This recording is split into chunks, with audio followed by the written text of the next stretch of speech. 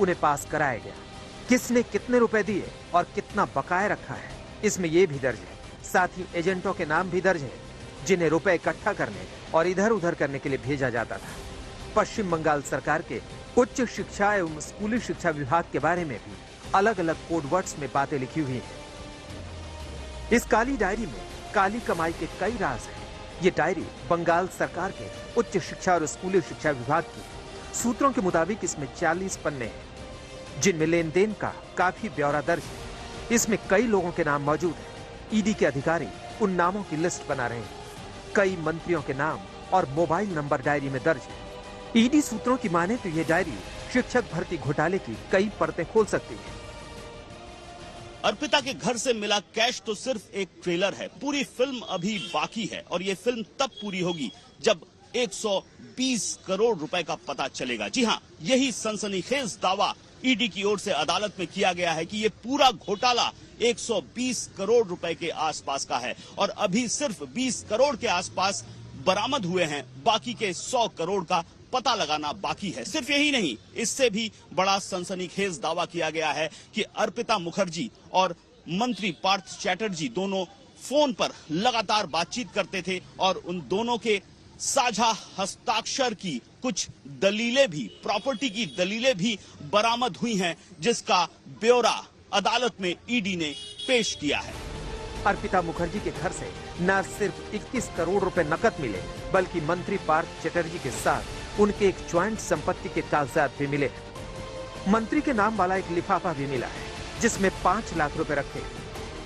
ED के अधिकारियों का दावा है कि पार्थ चैटर्जी और अर्पिता मुखर्जी के नाम से करीब 140 करोड़ रुपए की प्रॉपर्टी है। ईडी के अधिकारियों ने अर्पिता मुखर्जी के टॉलीगंज के डायमंड सिटी फ्लैट से 6 विभागों की 37 फाइल्स भी जब्त की है।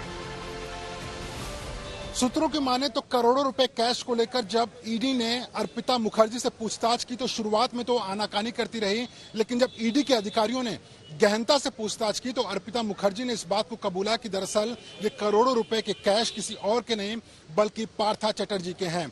ईडी को शक है कि पार्था चैटर्जी ने अर्पिता मुखर्जी को यह जिम्मेदारी दी थी कि वो अपनी शेल कंपनीज के जरिए पैसों की हेराफेरी करे।